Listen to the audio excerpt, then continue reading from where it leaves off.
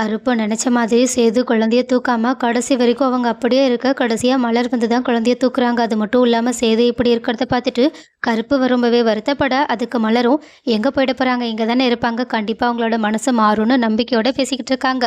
அதே நேரத்தில் ரூமில் ரொம்பவே தனியாக இருக்கிற ஐஸ்வர்யா கிட்ட ஈஸ்வரியும் சித்ராவும் போய் பேசும்போது தான் சேது எந்த மாதிரி நடந்துக்கிறாங்கன்னு எல்லாருக்கும் புரிய வருது.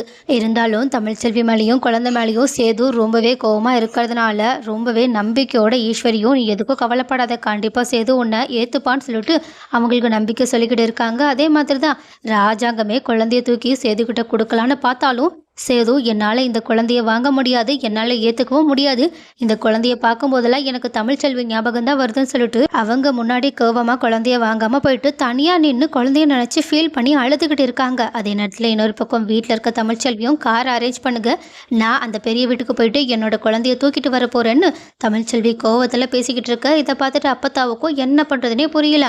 அப்புறம் இந்த பக்கம் மலர், மோகனா, கருப்புன்னு 3 பேருமே குழந்தைய ஹாஸ்பிட்டல் தூக்கிக்கிட்டு போக, அப்போது அங்கே வந்த நர்ஸுமே குழந்தைய கொடுங்க, நாங்கள் அங்கே போட்டு தூக்கிட்டு வரோன்னு அங்கேருந்து தொட்டிலில் தூக்கி போட்டுட்டு கரெக்டாக அவங்களுக்கு ஃபோன் கால் வருதுன்னு அவங்க வெளியே போக, அப்போ கரெக்டாக ஆட்டோலேருந்து இறங்கி வந்த ஒரு ரவுடி ஒருத்தங்க அந்த பாட்டிக்கிட்ட இதில் தான் நீ குழந்தைய தூக்கிட்டு வரணும்னு சொல்லிட்டு அவங்கள உள்ளே அனுப்பி வைக்க, குழந்தைய ரூமில் தனியாக இருக்கிறத பார்த்துட்டு அவங்க உடனடியாக அந்த குழந்தைய அங்கேருந்து கடத்திட்டே போயிடுறாங்க.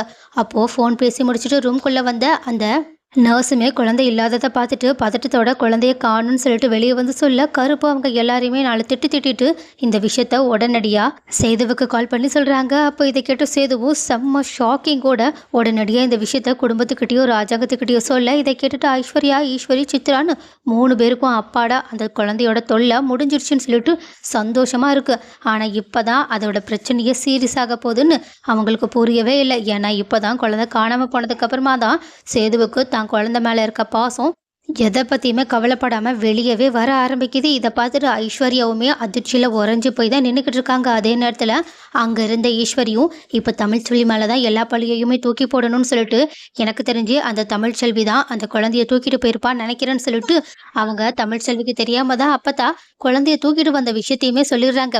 இதை கேட்டதுக்கு அப்புறமா கோவத்தோட சேது தமிழ்ச்செல்விக்கு கால் பண்ணி செம்மையா திட்ட ஆரம்பிக்கிறாங்க. என் குழந்தை எங்கடி, எதுக்காகடி என் குழந்தைய என்கிட்ட இருந்து தூக்கிட்டு போனேன்னு கேட்க, அதை கேட்டதுக்கு அப்புறமா தமிழ்ச்செல்வியோ என்ன சொல்லிக்கிட்டு இருக்கீங்க, குழந்தைய காணுமான்னு கதறி அழுதுகிட்டே, ஒரு குழந்தைய கூட உங்களால நல்லபடியா பாத்துக்க முடியலன்னா எதுக்காக நீங்க வச்சிருக்கீங்க, என் குழந்தைய என்கிட்டயே கொடுத்துருக்கலாம்லன்னு சொல்லிட்டு அவங்க உடனடியா அங்கேயே மயங்கி விழுகிறாங்க.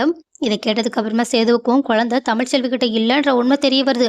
அதனால உடனடியாக குழந்தைய தேடுறதுக்காக நான் பரப்புறேன்னு சொல்லிட்டு அவங்க குழந்தைய தெருவா தேடிக்கிட்டு இருக்கா. அதே நேரத்தில் அந்த பக்கமும் தமிழ்ச்செல்வியும் குழந்தைய தெருவா தேடிக்கிட்டு இருக்காங்க. ஆனால் ராஜாங்கமும் உடனடியாக போலீஸ் கம்ப்ளைண்ட் கொடுக்கலான்னு போலீஸ் ஸ்டேஷனுக்கு போயிட்டு கம்ப்ளைண்ட்டுமே கொடுத்துக்கிட்டு இருக்கா. இவங்க எல்லாருமே சேர்ந்து குழந்தைய தேடிக்கிட்டு இருக்காங்க. ஆனால் அந்த பாட்டிக்கும் தான் எந்த அளவுக்கு பெரிய குடும்பத்துலேருந்து குழந்தைய திருடி இருக்கோன்றது தெரியாதனால அந்த ரவுடி கிட்ட போயிட்டு அந்த குழந்தைய கொடுத்துட்றாங்க. ஸோ குழந்தையோட நிலைமை அடுத்து என்ன ஆக போகுது, சேதுவும் தமிழ்ச்செல்வியும் சேர்ந்து குழந்தைய கூடிய சீக்கிரம் கண்டுபிடிப்பாங்களா, அடுத்து என்ன நடக்க போகுதுன்றதை பொறுத்திருந்து பார்க்கலாம்.